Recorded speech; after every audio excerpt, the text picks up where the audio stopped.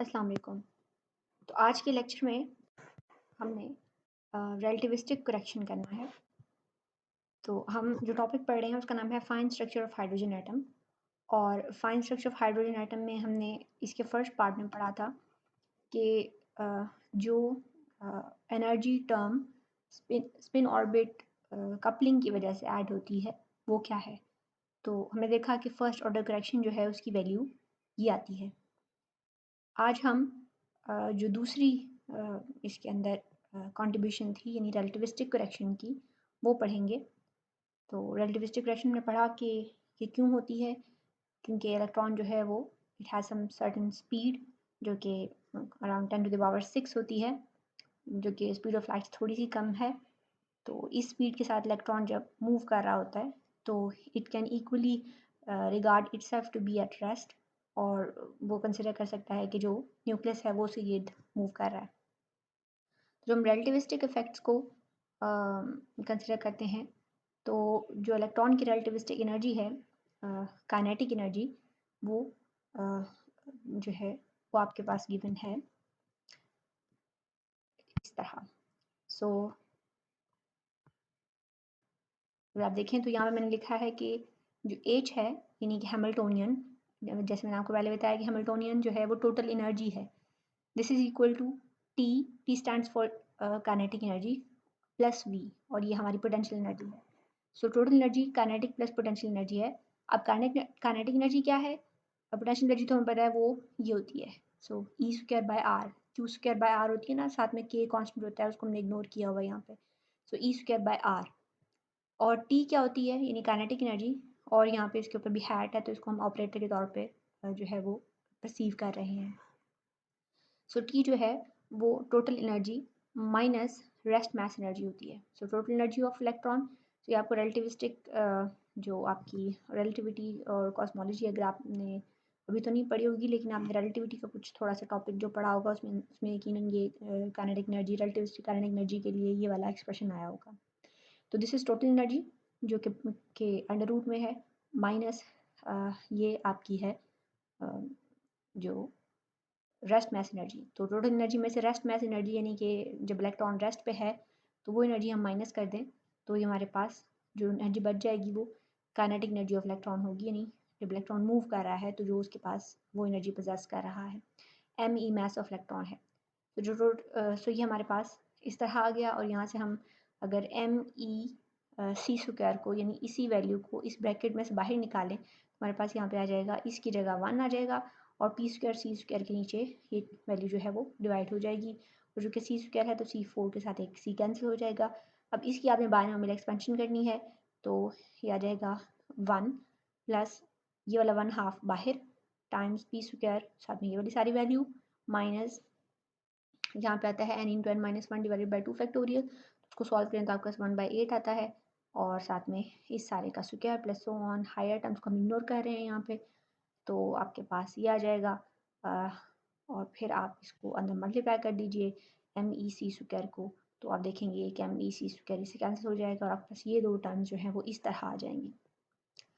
अब यहाँ पर जो फर्स्ट टर्म है ये आपकी देखें तो ये सिंपल काइनेटिक एनर्जी है, ये वाली जो टर्म है ये थोड़ी नई है हमारे लिए। सो इसको पुट कर दें आप हैमिल्टोनियन इन टोटल एनर्जी में, तो टोटल एनर्जी हमारे पास है काइनेटिक एनर्जी यानी ये वाली वैल्यू काइनेटिक एनर्जी की, और प्लस पोटेंशियल एनर्जी। तो काइनेटिक एनर्जी की वाली वैल्यू हमने यहाँ से उठाकर इधर पुट कर दी है, और ये हमारे पास आ गई है पोटेंशियल एनर्जी। तो अब यहाँ पर देखिए कि पी स्क्वायर बाई 2m हम हमेशा से काइनेटिक एनर्जी को लिखते आए हैं, तो P square by 2m kinetic energy हो गई, E square by R minus E square by R जो है वो माइनस पोटेंशियल एनर्जी के का के अंदर साइन है, यानी माइनस नहीं हो रही पोटेंशियल एनर्जी का फंडामेंटली साइन नेगेटिव होता है अगर आपको याद हो तो। सो ये पोटेंशियल एनर्जी हो गई, तो ये दोनों मिलकर यानी फर्स्ट टर्म और थर्ड टर्म जो है वो हमारी एच नॉट है, यानी कि अनपर्टर्ब्ड हैमिल्टोनियन, यानी जब हमने रिलेटिविस्टिक करेक्शन जो है कंसिडर नहीं की, और अगर हम कंसिडर करें तो हमारे पास ये एक नई टर्म आती है, इसको हम कह रहे हैं H R, R for relativistic Hamiltonian. So हमारे पास टोटल हैमिल्टोनियन जो है वो अनपर्टर्ब्ड हैमिल्टोनियन और जो रिलेटिविस्टिक हैमिल्टोनियन है उसकी फॉर्म में आ रहा है। तो यहाँ से फिर आप क्या करोगे कि अगेन इस हैमिल्टोनियन की एवरेज एनर्जी लेने के लिए यहाँ से हम क्या करेंगे कि इसकी वैल्यू निकालेंगे, एक्सपेक्टेशन वैल्यू को आप एवरेज वैल्यू भी कहते हो। तो यहाँ से एक्सपेक्टेशन वैल्यू के लिए हम क्या करते हैं, इधर भी कैट और ब्रा अप्लाई करते हैं, इधर भी और इधर भी। तो ये जो है एच, इसकी जगह क्या आ जाएगा, ई, इसकी इस एच नॉट की जगह ई नॉट आ जाएगा और इसकी जगह जो है वो ई आर वन आ जाएगा, first energy correction. First energy correction जो है वो आपके पास, यानी फर्स्ट एनर्जी करेक्शन जो है वो इसकी एवरेज या एक्सपेक्टेशन वैल्यू लेने से आएगी। सो इसको हम कहते हैं कैट और ये है हमारा ब्रा, और यहाँ पे इसके बीच में हम एच आर रखते हैं और फिर हम इसको क्वांटम मैकेनिक के लिए सॉल्व करते हैं। तो इसका सोल्यूशन हम लोग जो है वो इसमें इंक्लूड नहीं कर रहे, देयरफॉर आपको you have to remember it for time being, और फिर आप बाद में इसको डराइव भी करेंगे क्वांटम मैकेनिक्स में। सो पी टू द पावर 4 जो है वो हमारा ऑपरेटर था यहाँ पर, यानी यहाँ टी जो ऑपरेटर है उसमें जब उसकी वैल्यू लिखते हैं तो यहाँ पे फिर अंदर मोमेंटम वाला ऑपरेटर आ जाता है। तो ये P4 जो है उसकी एक्सपेक्टेशन वैल्यू जो है वो आप लिखते हैं। तो ये कांस्टेंट जो था 1/8 m e³ c² बाहर आ गया और इसकी एक्सपेक्टेशन वैल्यू जो है वो ये वाली आ रही है, ठीक है। सो ये वाली वैल्यू जो है वो इसका आंसर होगा। सो ये हमने ड्राइव नहीं करनी है, ऐसे ही इसको देखना है। तो यहाँ से आप देखो कि जो अल्फ़ा था उसकी वैल्यू जो है वो, अगर आप ऊपर भी और ऊपर एच e²/hc जो है इसको हमने अल्फ़ा किया है, तो अल्फ़ा टू द पावर 4 जो है वो फिर आपके पास आ जाएगा e⁻8 h4c4। यहाँ से पावर 8 को हमने अल्फ़ा पावर 4 पुट कर दिया है, और इसके बाद आपके पास यहाँ पर नेक्स्ट पेज पे आपके पास जो है वो ये वाली वैल्यू आ गई है, कुछ चीज़ें कट गई, और यहाँ से आप देखो कि अल्फ़ा का स्क्वायर जो है उसको, और यहाँ से MEC² जो है, और नीचे से जो 2 है उसको आपने EN लिख दिया है। EN क्या है, ये हमारी वही जो फंडामेंटल एनर्जी की टर्म थी, बोहर की ने जो एनर्जी कैलकुलेट की थी वो है। तो इसको आपने देख लेना है, ये इजी है। यहाँ पे आपने अल्फ़ा स्क्वायर को अलग करना है, ME और C² डिवाइडेड बाय 4 को रादर 2 को आपने ट्रिग्नोमेट्री से यहाँ से सब्ट्रैक्ट करना है और देखना है कि वो EN होगा। EN की टर्म्स में आप ER को लिख सकते हैं। सो ये हमारी वो जो हमारी फंडामेंटल एनर्जी है, यानी ज़ीरो करेक्शन एनर्जी की, और साथ में ये जो टर्म आ रही है इसको मल्टीप्लाई करके हमारी ये रिलेटिविस्टिक एनर्जी अब बन जाती है। सो यहाँ पर उन्होंने लिखा भी है कि EN को उन्होंने कैसे जो है वो पुट किया है। सो ये आपने देख लेना है। अब यहाँ पर अगर आपके पास Z नंबर ऑफ इलेक्ट्रॉन्स हों तो ये हमारे पास एनर्जी आ जाएगी। ये टोटल हैमिल्टोनियन की एक्सपेक्टेशन वैल्यू है। ये जो है वो एच नॉट यानी कि ज़ीरोथ ऑर्डर की, और ये फर्स्ट ऑर्डर की। ये सारी वैल्यूज आप यहाँ पुट कर दें। EN दोनों में था, यहाँ पे ये वाली वैल्यू उठा के हमने यहाँ पुट की है। तो EN वहाँ से बाहर आ गया है, यहाँ 1 रह गया, यहाँ पर इसकी जगह 1 रह गया EN की जगह, और R1 यानी फर्स्ट क्राइटेरियन रिलेटिविस्टिक एनर्जी जो है वो आपके पास ये आ गई है। यहाँ पर आपने सिंपली जो है वो क्या किया है कि alpha square over 4n to the power 4n को आप जो है वो अंदर ले गए हैं, 4n स्क्वायर को रादर। तो n का स्क्वायर जो है वो आपके पास, यहाँ पर शायद थोड़ा सा इन्होंने गड़बड़ कर दिया है। यहाँ पर जब आप EN पुट कर देंगे तो 4n स्क्वायर आएगा। उसको आप यहाँ पे अंदर जब सॉल्व करेंगे n, तो ये 8n और 4n स्क्वायर जो है 2 यहाँ पे रह जाएगा, n यहाँ पे आ जाएगा, और यहाँ पर 4n स्क्वायर वैसे ही रहेगा। ठीक हो गया।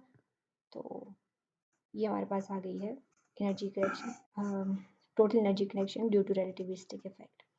अब टोटल जो एनर्जी करेक्शन है यानी रिलेटिविस्टिक इफेक्ट्स भी ऐड करके और स्पिन ऑर्बिट जो एनर्जी करेक्शन थी वो भी ऐड करके हमारे पास जो एनर्जी आती है वो उसको हम फाइन स्ट्रक्चर एनर्जी करेक्शन कहते हैं और वो है EFS और वो spin orbit plus relativistic energy की वैल्यू है। अब इसमें देखो कि हम जो जो नॉड वाली टर्म्स हैं यानी कि ज़ीरो जो है वो नहीं दे रहे, हम फर्स्ट ऑर्डर करेक्शन दे रहे हैं सिर्फ, यानी हम हाइड्रोजन की जो पहले हमने एनर्जी कैलकुलेट करते थे बोहर से उसको कंसिडर नहीं करें, उसको इग्नोर करके हम सिर्फ ये देख रहे हैं कि जो अब नई टर्म्स आ रही हैं वो क्या हैं। तो स्पिन ऑर्बिट की वजह से ये टर्म आ रही है और रिलेटिविस्टिक इफेक्ट्स की वजह से ये टर्म आ रही है।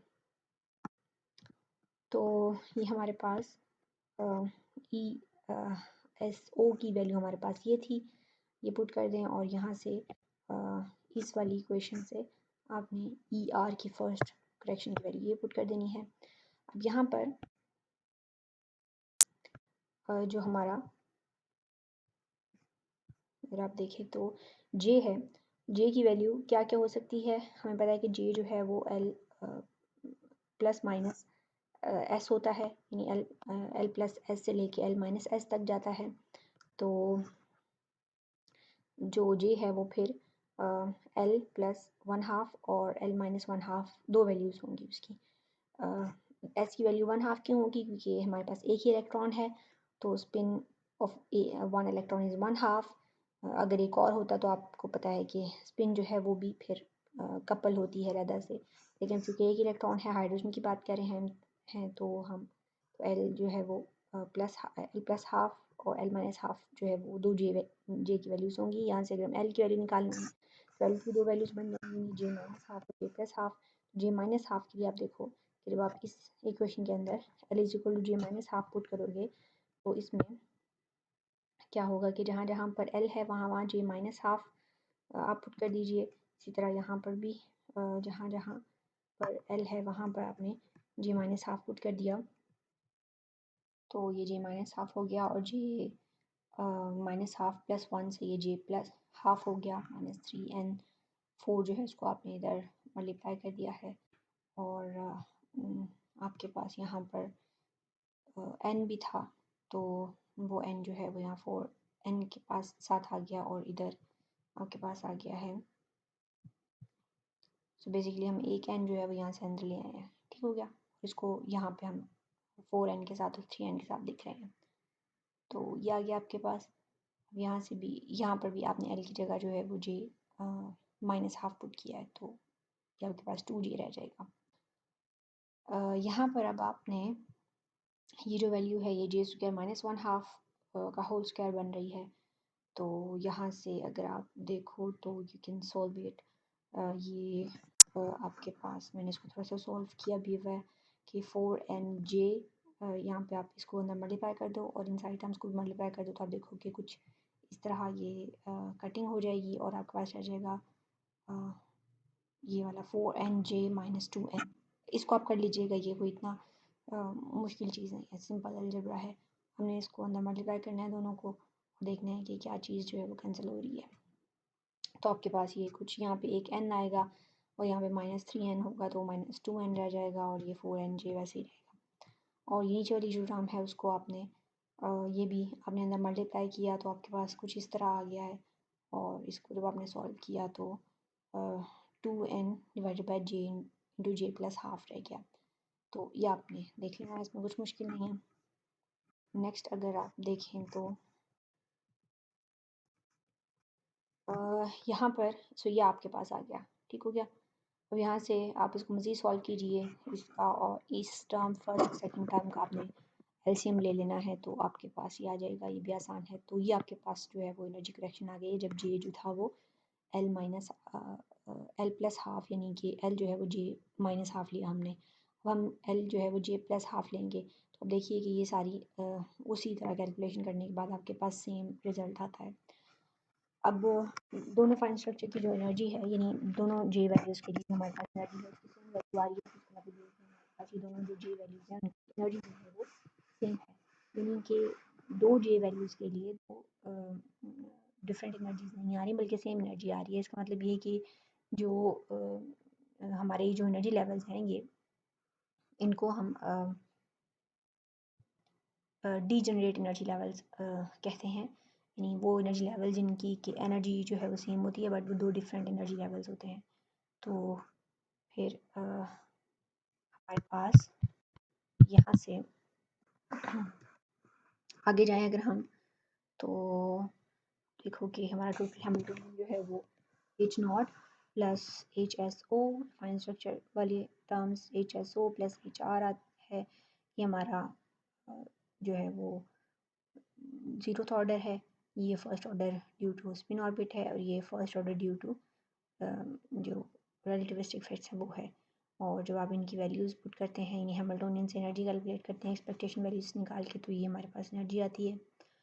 और इस एनर्जी की बेस पे जब हम जे की वैल्यूज़ जो है वो करते हैं कैलकुलेट, तो एल प्लस माइनस हाफ के लिए, अच्छा L is equal to zero जो है उसके अंदर जब होगा, यानी एटम जो है वो हाइड्रोजन एटम अपने ग्राउंड स्टेट में होगा, तो वहाँ पर हम लोग जे जो है उसको, वहाँ पर तो जे जाहिर है 1/2 होगा क्योंकि एल ज़ीरो है, यानी 0 + 1/2 और 0 - 1/2 जो है वो आपके पास 1/2 ही होगा, तो वहाँ पर कोई स्प्लिटिंग नहीं होगी। स्प्लिटिंग कहाँ पर होगी, जहाँ से आपका एल जो है वो उसकी वैल्यू स्टार्ट होगी, एल इज इक्वल टू 1 पे स्प्लिटिंग होगी, 2 पे, 3 पे, क्योंकि वहाँ पर जे जो है वो फिर उसके पास चॉइस आ जाती है कि वो एल प्लस हाफ से लेकर एल माइनस हाफ तक मूव करता है। और अगेन मैं आपको बता दूँ कि यहाँ पर चूँकि सिंगल इलेक्ट्रॉन है तो एस की वैल्यू जो है वो 1/2 ही होगी। तो जे जो है, जब एल जो है वो 1 होगा तो जे आपके पास 1 + हाफ होगा यानी 3/2, और माइनस हाफ यानी 1/2, तो ये वाला लेवल जो है स्प्लिट डाउन होगा और ये वाला लेवल स्प्लिट अप होगा, यानी जो हमारा नॉर्मल एनर्जी लेवल है वहाँ से ये वाला थोड़ा नीचे शिफ्ट हो जाएगा एनर्जी लेवल, और ये वाला एनर्जी लेवल जो है थोड़ा ऊपर शिफ्ट हो जाएगा, but both of this energy level have the same energy, ठीक होगा। इसी तरह एल इज इक्वल टू 2 के लिए जे जो है वो 2 + हाफ और 2 - हाफ होगा, तो ये दो एनर्जी लेवल्स आएंगे जिसमें से ये नीचे स्प्लिट होगा और ये ऊपर की तरफ हो जाएगा। और अगर आप देखें तो ये डायग्राम में आपको दिखाया हुआ है कि एल इज इक्वल टू 0 के लिए नो स्प्लिटिंग, क्योंकि एल इज इक्वल टू 0 है तो जे की एक ही वैल्यू होगी, और एल इज इक्वल टू 1 के लिए दो स्प्लिटिंग हो रही हैं, यानी दो वैल्यूज़ आ रही हैं, आपकी एनर्जी लेवल दो में डिवाइड हो गया। इस तरह एल इज इक्वल टू 2 के लिए भी दो में, एल इज इक्वल टू 3 के लिए भी। तो ये जो स्प्लिटिंग है इसको हम कहते हैं fine structure splitting of hydrogen atom. There is another kind of splitting जो कि ज़्यादा हाई लेवल की स्प्लिटिंग है, उसको हम hyper fine structure of hydrogen कहते हैं। और हाइपर फाइन स्ट्रक्चर जो है वो उसमें हम जो न्यूक्लियस है उसकी स्पिन को भी इंक्लूड करते हैं। स्पिन यहाँ पर हम लोग एटॉम की कंसिडर कर रहे हैं, वहाँ पर न्यूक्लियस की जो स्पिन होगी वो भी आ जाएगी, तो वो फिर हमारा हाइपर फाइन स्ट्रक्चर हो जाएगा। न्यूक्लियस में चूँकि प्रोटॉन वगैरह होते हैं,